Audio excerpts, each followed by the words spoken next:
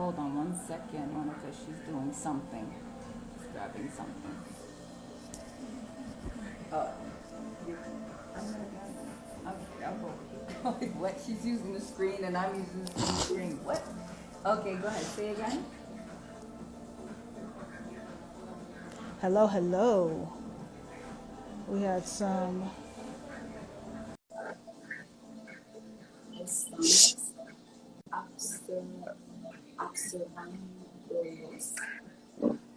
We're having some Wi-Fi issues, so you know where I'm at.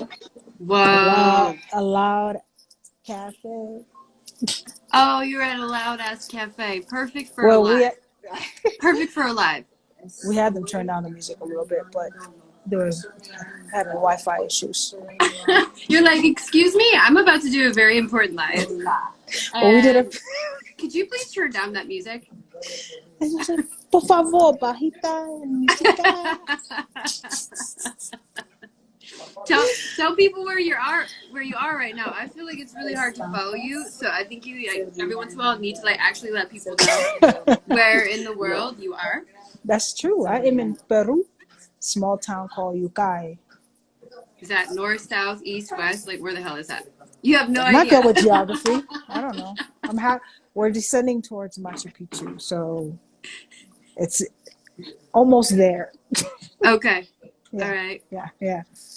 And you and I both got sweaters on. We came from Dominican Republic, and now we're in cold places. We're freezing. Well, I'm freezing my butt off. But that wasn't too bad today, but getting the hang of it a little bit.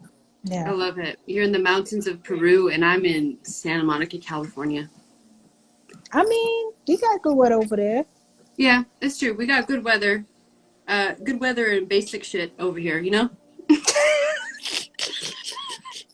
So silly. All right. Shall we get started? Yeah, let's get started. I'm ready to jump into it. Yeah, so tonight we're going to be answering FAQs about our 7-day plant medicine retreat that we're hosting in the Dominican Republic in August of this year. I can do that because I've been practicing my Spanish. Okay? Oh my God, you're so good. I just got to keep that accent going on. Hola, Miss Hola, we have there. Tahira on too. She's going to be co-facilitating with us in the Dominican Republic. She's been living there deep in the mountains with all the spiders, with all the cockroaches, with all the dogs, with all the cats, with all the neighbors. All of the nature. All of the nature and then some. Yeah. One of the things that I realized came up in the FAQs today, and also with some of the discovery calls that you and I had, is there is always a little bit of fear there. Like, what if X happens? Or, I'm a little bit nervous. So I'm afraid if, and then there's these scenarios that we make up in our head will happen. And I noticed that's pretty common because I've also felt it and I still sometimes feel it. So I didn't know if, what's Francis's big ol' answer for that when somebody comes to you with all those fears about what my God. if? Well, first of all, it's supernatural. Like, we're living in this human existence. There's going to be some sort of hesitancy and apprehension towards, getting involved with the plants because it's something a lot of us haven't experienced yet. So it's so natural to be a little nervous. And just like you said, I still get nervous. Like, I'm thinking of doing San Pedro while I'm here. And I'm like, am I really going to do that? And you're like, I love it. You're like, I still get a little nervous. I'm like, is that what nervousness looks like for you? Like, that is what it looks like. I'm like, yeah. So it's supernatural. Like, I think what we try to do, and we talked about this earlier, but our egos get in the way of wanting to control the situation. Like, for example, I've had in our discovery calls, like people saying, and I've had private conversations with people saying, well, with the Campbell, I just want 1 dot. I don't want 3. And, typically the general is like, we get 3 dots. And so wanting to control the outcome, the process, and that's just ego. Yep. And that's part of this whole process is about surrendering, right? Mm-hmm. Surrendering to the plants. And as our mentor always says, the medicine heals. This is something that's completely natural. Yep. unprocessed, unmanufactured by any kind of pharmaceutical industry. So Mm, there's nothing to fear in that process of the plants. yeah. The fear, the underlying fear is, who will I be? How will I, like, what if some things come up and I don't know how to handle it, whatever's coming up? And I've heard people say, like, what if I get to a place where I can't come back? So all these kind of Mm, like surreal responses, you know, kind of like esoteric responses. But yeah, you know, I just tell them to just trust themselves and yeah. trust the process. Yeah. Yeah. What about you? Yeah, very similar. Like as many times if we have repeated this in our group about the just remember the plants always heal. I need to hear it sometimes over and over again, Mm-hmm. just to kind of as a reminder. Because remember, as we're telling people this, we're also telling us this because it's an unlearning of the industry that we've already lived in for so long, which is take that pill or suppress that pain or, you know, ignore this root of the illness, right? So we've been taught in that way for such a long time, but haven't been taught to trust nature and our relationship with nature, actually ignoring our relationship with nature. If you look at some of the times of where people work most of their lives, usually it's so out of touch with nature. It's in these, you know, tall buildings or glass walls or cubicles or you name it. And Mm-hmm. so we forget that nature is here to help us and to work with us versus against us. And so it doesn't matter how many times somebody repeats that, whether it's you, whether it's Tahira. I, even myself, sometimes hear that over and over because when somebody else comes up with the fear, I'm like, oh yeah, I've had that. Like I've had the fear of like, I'm not coming back, but it's like coming back to where? Like, What? And that might be a good thing, because the way we've been living, right, and dealing with our traumas hasn't been working. So we may not want to go back. that's I'm up true. It's for like, it. yeah, because if you were to stop somebody, if you were to stop me at the time where I said I'm afraid of not coming back, and you're to say, well, where does back mean? And I may not have been able to clearly answer what that means, other than I'm just afraid. Like at the core of it, I'm just afraid. I'm just scared. But coming back, right? No, I didn't want my old patterns. No, I'm tired of my anxiety. No, I'm tired of like this same like looping that sometimes my thoughts do. So Yeah, probably don't want to come back, you know. And I'm if okay I with that. go to a different world, it might be cool. Like I might Might make new be friends, you know, like like us. so. Yeah, for sure. So I think to me, the biggest risk is it's not the plants, it's who's facilitating, right? It's finding the right facilitators, the right shamans, and being able to find the right guides to take you through that process. That's the biggest thing to me. Mm, Like making sure that I'm in a space that allows that unraveling and dismantling to happen. So yep. if anything you're going to ask, that's what should be asked, I think, in my own humble opinion. That's true, because once you have that trust and once you can kind of sense that you feel a connection with the people that are going to support you, then the rest is like you just let it all go. You really do. Mm-hmm. Because you know you have a safe landing at the end of the day, and the rest is just going to be like up to the journey, the experience. So you're right. It's like who can you intuitively trust to kind of carry you there, and who's already Yep, been on the journey a couple exactly. times or a couple hundred times, 1,000 times. a couple thousand Exactly. times. So yeah. Another thing that people get really concerned about, you know, whether they've seen it on Google or talked to a friend, I just, I just don't want to have a bad trip. Mm, Will I have a bad trip? What do you say to that? bad trip. Yeah. So what's a bad trip? Right? So this is where stop going on Google, stop going on YouTube, because then you're trying to, again, control it. I know it comes from curiosity, but those things send you down rabbit holes, and then you start putting in your head how your experience is going to be. And no experience is the same, right? And just like our mentor always talks about, there's no such thing as a bad trip. really it's just kind of like the plants only bring up what is meant to come up, right? So sure, if there's stuff that comes to the surface that doesn't feel good or is uncomfortable, that was meant to come up. But it's really more about, okay, now what do we do with that information? Sometimes people come away with like, I had a bad trip because I saw some things that were uncomfortable and I never want to see them again. I want to close that door. And F you for making F everybody else for making me go to that experience, right? Or F the plant for showing me the truth about something that I didn't want to hear, right? So Yeah. when I hear a bad trip, I hear, oh, okay. Like I wasn't ready for that. And not only I wasn't ready for that, like F you, like F that whole experience. So Yeah. and I've had those quote unquote bad trips before, but if I reflect on it, I reflect on, holy cow, that was a lot of fear all at once. It was a lot of fear all at once. But in this, time now, I'm okay. I'm actually all right. And I'm always okay. I'm actually all right, which is proof that the plants always heal and they send you where they want to send you, right? Like you're always back home, Always back home.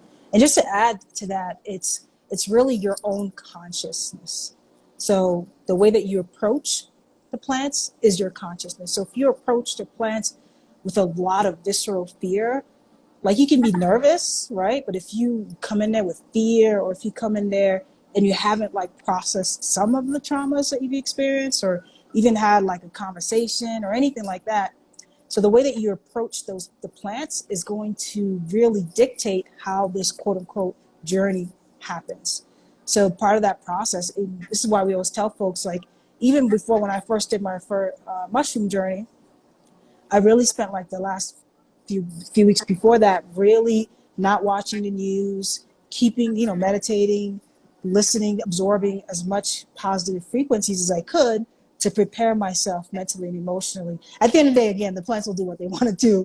But, it's the way that you approach the plants is going to matter the most out of this trip. And anything that happens is for your highest good. So it's like, okay, this happened. Okay, what does it really mean ultimately for my life? And then how can I transmute or transform some of these things that came up so that I can be the best version of myself? So that's how I take it. And don't get me wrong, like sometimes when I've had mentors say that, don't worry, everything is for your highest good, you're kind of in that moment, you're like, fuck you, I don't want to hear that right now. You don't want to hear it. You don't want to hear it, right? Especially if you don't want to hear it. Yeah, especially if you've gone a long time and you've never like saw a therapist or a coach, or you've never done any kind of healing work. Yeah, you're not going to want to hear that, and it's going to scare the crap out of you. But that's why it's important. Like, that's why we do like discovery calls, right? We have soul sessions with people. We really meet with people first to kind of see, where your head at, are you really truly ready as you can be to, say hello to these plants? Yes. So those conversations. So if you're going into plant medicines and you're not like talking to people beforehand, like talking to the facilitators, that's wild to me. You know what I mean? And that happens. The first time I did my ayahuasca ceremony, I wasn't talking. I ain't doing no FAQs. I kind of just went in there. I kind of just went in there. For the FAQs, Pretty much. They gave me all the answers. But these opportunities exist where you can actually have those conversations. So take advantage of them as much as possible. That's true. I like it because the discovery call should be like, where you at call, right? Just like, just testing the temperature, kind where of you like at, how who you ground are. yourself. Where are you in your trauma work? What does that mean to you even? Why are the plants calling you? And it actually also doesn't just help us, it helps the person themselves kind of reorient themselves and understand kind of where they're at. And sometimes it's really reaffirming. So yeah. Oh, hey. Yeah, the replay will be available. Someone asked. Can't hear a thing. Maybe come out and come back in. Yeah, sometimes that helps. Sometimes that happens. Another thing I want to add for that, and even if I'm trying to get back now, even if you didn't do a lot of healing work and you're entering this for the first time, that's also okay. The key difference is like your openness and your willingness to get curious about stuff that comes up. But if you're like, oh hell no, I just want to feel better, but I don't want to like talk about it, like it ain't Right. gonna work. You know what I mean? And we get that too. Right. Or I'm not open to any type of change. I just make me feel better and send me to the moon. And then I'm going to come back and I'm going to land here. Everything's going to be just fine. And I think that kind of goes to your point back to reminder of that if we create our own reality, right? Like if we're here and we kind of believe that we create our own reality with our consciousness, because our consciousness is kind of a reflector back to us of like what world we're creating, like who we're hanging out with, kind of what does our environment look like and all that, and how do we perceive our environment. That's going to show up in the plants too, and sometimes that's going to show up magnified. It's just really good information. Sometimes you're like, fuck, this is wild, but at the end of the day, yeah, so is life. And it just opens, I feel like this box, right? It's like sometimes in the Matrix, right, our box is like this small, and then the plants open it up, and at first you're like, whoa. Mm-hmm. Whoa, that was really?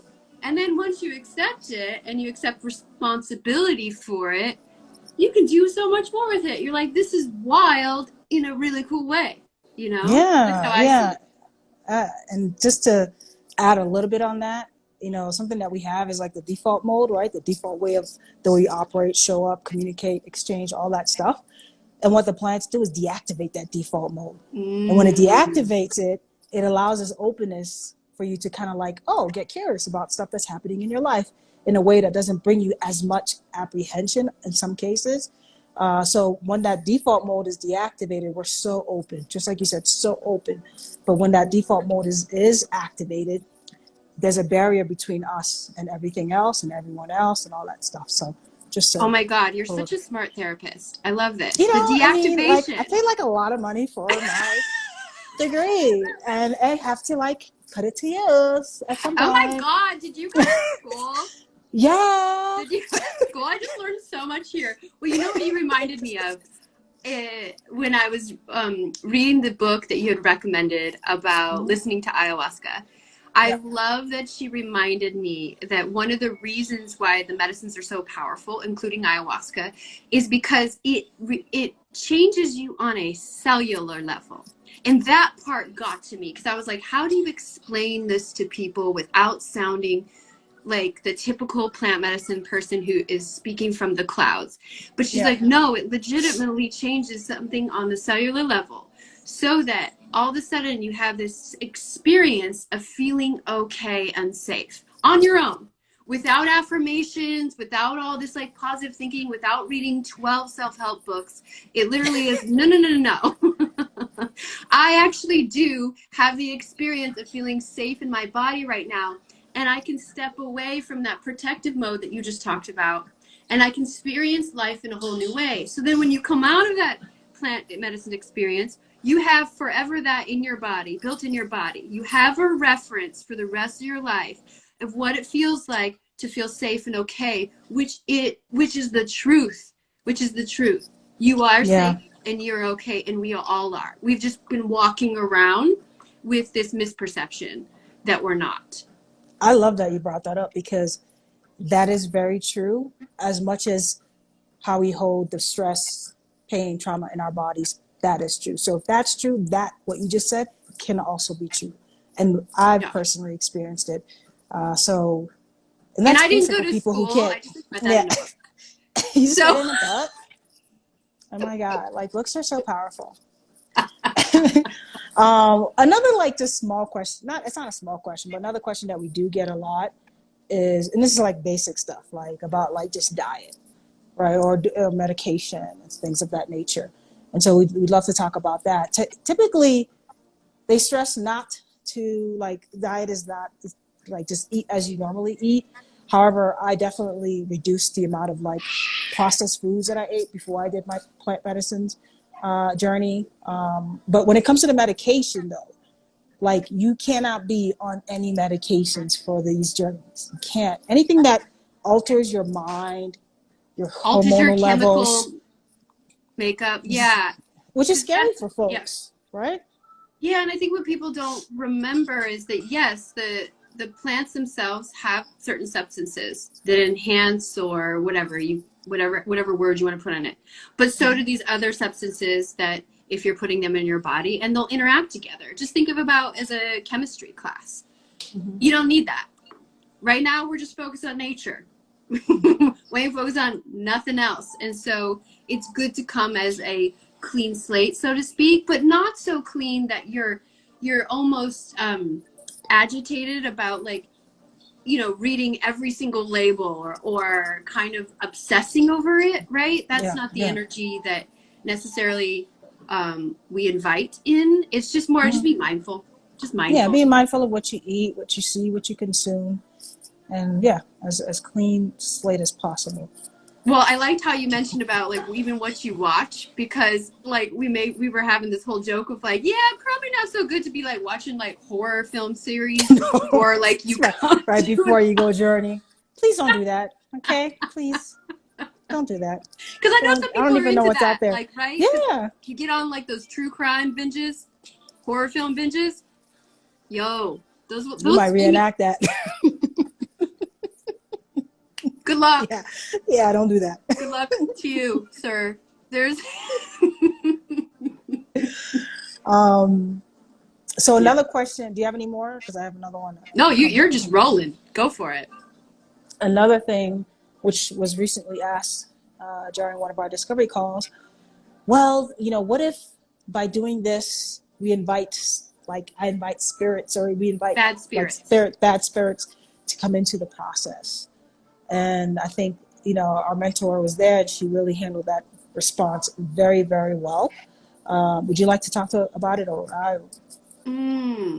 Yeah, what did she say? She went off on a beautiful tangent. She did. I can't say it word for word. I but can't say essentially, word for word like she did. Damn, I was like, damn, that hit right. You know? Essentially, she said, it hit right. Essentially, she said the plants are protective. The plants are here to protect us. They're never here to harm us.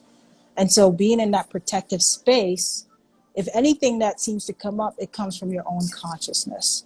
It's nothing that's going to be invited in on a spiritual level. And again, these plants, the journeys are between you and you. And the plants might be hanging around, like maybe on your shoulder or something. But the main two characters on a plant medicine journey is you and you. Damn. That goes back to the two things we were talking about, is that this is why these are an undertaking, not because of the plants. The plants are just a catalyst, right? Like, even if you think about it, like we produce like a certain amount of DMT in our brain naturally. So think about it. These are part of us already. They're just here to be a catalyst for what's already there. The hardest part of the trip or the experience or the journey is you and you meeting you. That is actually the hardest part, and also taking responsibility for you meeting you. And I think that even today, that's the hardest part, because if I come off an experience that I'm still processing, I'm literally going back into my ego mind and still trying to make sense of everything, right? And sometimes it doesn't make sense right away. So then I'm trying to put it back into this, like, you know, package. How come this doesn't make sense? How come this came in and this didn't come up, you know? And it's like, well, okay. That's our egos. That's just our egos. Yeah, and that's just got to let a lot of that go the best way that we can. And that's why there's integration, to be able to have those post conversations about, like, okay, what the just happened? Like, this and this came up. And, you know, some ceremonies that you might go to may not offer integration. We offer integration pre and post, because it's so crucial. And I just talked about that, you know, in one of our last sessions, is like, there is a method to the madness that we have, because we've experienced the medicines in many different ways, with and without integration. And you come from the clinical world, so you understand a lot about trauma and the brain and the body. And I grew up with therapist parents. That's still wild to me. So I am the perfect guinea pig for that world. But here we are, we understand that there is going to be a need for support before, during, and after, right? And a lot of it is just also helping the person normalize their experience, right? Because if they've been working in the clinical world for 20 years, or if they've been working in kind of like the same job for the last 20 years and they don't have other people around them with similar connections or experiences, it is going to feel weird. And I love how they use the word trippy. It is going to feel trippy, right? But then when you have people who have been through a lot of these waves before, you can settle and just be like, settle into more of the lesson versus why did this happen? Why did that happen? Why did this show up? It's like, no, just like start going back in to how it translates to you. Yeah. And how it translates to your life. Yeah. Exactly. I love that. Let me see. Was there any other questions? I wrote some things down. Wait, you wrote notes? Look at you. You know, Why are you so organized? Yeah, I had some weird ones too, but yeah. Go ahead. What were they? well, I had one today about actually, and it's actually interesting to me because I had to talk to our mentor about this. Is like, can women who are still breastfeeding do plant medicines? And I was actually, my instinct was definitely not. But I also didn't want to be like, the end all be all answer. And I think it goes back to the same thing that we were saying before. Remember that when a component or a substance enters the body, it's going to affect who you're around, right? So if you understand just at a basic level that our cells even just talk to each other to gather information about our environment, think about physically breastfeeding a kid and transferring liquid to a kid. Of course, it's going to be somewhat in their system. And just really using that discernment of like motherhood of like, do I want that in my child's growing body right now? Yeah. Most people would probably say no. I'm not going to say what your decision should be for your own child, but most people would say, yeah, maybe a 4-month-old doesn't need psilocybin. Like maybe not. Yeah, definitely. We're not doctors, so we're not going to tell you which way to go with that. I also think a baby at their purest form anyway, and the newborn stage is still developing, brain development, all that stuff. So, and guess what? They're all love anyway. Yeah, they may not need the ayahuasca. They're all love anyway. They don't need it right now. Yeah, that's a really good question. Yeah, just like logistics, Yeah, it's a great question because I've had a lot of mothers who feel called to do that, but they don't quite know at what stage that they would feel comfortable kind of going away from the nest again. And that's something that I've realized has come up a lot. Yeah. Oh, yeah. People who, can I really commit to a 7-day process knowing like I got work, I got like a life, you know what I mean? Like, I got stuff to do back home. And right. It's and not then even that just... whole idea, will I come back, right? Yeah. Will I be a mother? Will I be able to be a mother? Will I be a crazy mother now, right? Yeah. And it's like, yeah, you will, in a good way. Yeah, because it's not just a 7-day disruption, right? And disruption I use for lack of a better word, but not disruption in a bad way. But yeah, there's going to be some changes and some shifts even after those 7 days have been, have finished. But I think with anything, like when you're ready to just, make that investment in yourself and your healing journey, everyone benefits. Okay, everyone benefits. Your job, your partner, your friends, all of that. So I guess, take a look at it that way. Well, and I will be a testament to that because after your last ceremony and then I spent 30 days with you, I benefited a lot from your ceremony. Really? I for sure benefited from Frances' ceremony. This chick was so light. She had dropped something in that ceremony. I don't know what baggage she dropped off, but she left it for good. Yeah. And we hit this like creative zone for probably like 30 days straight where I just couldn't get enough of the flow. I couldn't get enough of the lightness and the jokes, right? And I'm naturally playful, but I feel like your ceremony made me more playful. Yeah, anybody can believe that. So no, it really did. It did. Like keep coming back, Yeah. Do you feel like it's affected other people in your life as well? Can you tell can you sense a change or kind of like even just how you speak to others? I question. I should ask my partner that. Oh, I'll definitely ask her about that. I think we talked too much about it. But I have noticed like less. She's talking trash right she's now. making comments in the Yeah, background. she's making faces. I have noticed less irritable things. Like I used to like get really annoyed by little silly things. Just living overseas, that you just like, oh man, can you guys You're just do like it this customer way? service. Yeah, Yeah. all that stuff. And I've just kind of been a little bit more laid back about that. I've also picked up my routine a lot more as well, and just been really consistent with just feeding myself before I go out into whatever else I'm doing. Yep. So I feel a bit more low key, if that's Yeah. even possible for someone like me, because I'm already low key. But yeah, I've been good. You've been chilling. I love I've been it. chilling. I'm chilling. Yeah. Oh, look at you, said. What's up? Yeah. So Well, if you yeah, just join, so let's see. okay. We covered a lot just Yeah, now. we did. We covered a We whole did lot. cover it. Well, one of the things I will add, because maybe some people will be like, some people have asked before in our discovery sessions, well, why can't you guys come to the U.S.? Which is an interesting question. So my answer was at the time is like, understand that we also pick these places on purpose of where they are because of how powerful the land is itself. And there is something about Dominican Republic, whether you love it or hate it, everybody agrees of how powerful the energy is there. Our mentor always says, already warned us before going, like, yo, just so you know, this is a whole portal over here.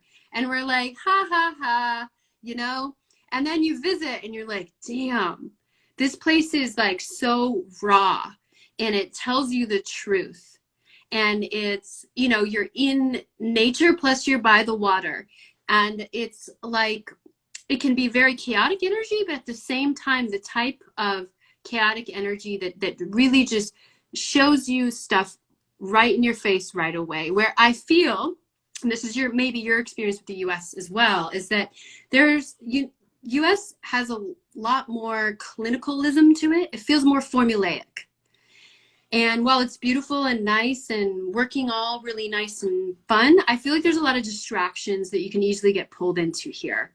Whereas there, you just don't. It's you. It's all is self. You're just you there. And I feel Yeah. like it's a beautiful place to start a ceremony, start and end a ceremony. Because Yeah. integration is so important. And for me, the reason why I stayed another 30 days is because I was like, this is the only place I'll be able to integrate. Yeah. Yeah. And I intuitively knew that. And so it's like sometimes people are like, well, why not Mexico? Why not US? Why not da-da? And it's like, well, there's a reason why. Yeah, there's a reason. And there's something to be said about removing yourself from your environment. And yeah, you can go to the next state, a different state, but the US has its own energy, its own grid system, just like you just said, which, might be counterproductive for some folks. It might work for some, but there's something to be said for somebody who had bought that one-way ticket almost 6-7 years ago. There's something to be said about really going so far away from home. Yep. Yeah. Because then that. you end up finding out where home really is. Yeah. Yeah. Yeah. And nice ass beaches. Yo. Well, DR is probably some of the best beaches I've seen since. Yeah. Besides probably Indonesia, but yeah, really good beaches. Like Francis and I have had moments where every time we visited a new beach, just trying to like find more and more, and especially some of the private ones, we would sit there and be like, "No way, this is here. No way! Don't tell nobody. Don't tell nobody Just about keep this. It for ourselves." The only people who can know about this is the people who come to the retreat. Don't tell nobody. We make you sign an NDA, like. We'll come get you. Yeah. Okay. Yeah, we covered more than I thought we would cover. Well, with Anything me, else? No, with me, we just chit chat. Like we talk a lot. So yeah, I'm long-winded. That was good. Yeah, for me, it's just like, hey, if you ever have any other questions, you can always just DM us. Yeah, even for sure. Even if it's about the plant medicines, or even if it's about Like no question is off limits, which is No. why we yell out some of the questions that we have on discovery calls. Even like the girl who recently asked, like, well, what if bad spirits come in? That's not an unreasonable question, No. right? Yeah. So it's Nothing just is off the table. yeah, like keeping the conversation going, however, is totally fine. And it's something that helps us to understand, well, what are the fears? What are the questions? What are people curious about? Because we live in our own little plant medicine world, right? You know, Yeah. you're all hippied out over there, right? Oh, So yeah. it's like I mean, look what I got. You know what I so mean? Yeah. yeah. Cool. So yeah, hope to see you in August. Well, we have 4 slots left, 4 slots left. and we anticipate that we will sell out. Yeah, Yeah. for sure. It's gonna be fun. It's gonna Yeah, be awesome. amazing and beautiful. Thank you for watching, listening, and share with your friends, and reach out to us. Peace. Oh, wait, don't get off. Oh, Lily just got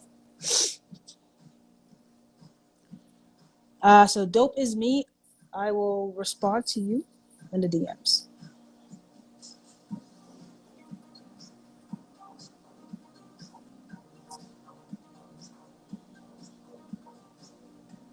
I always get nervous with this.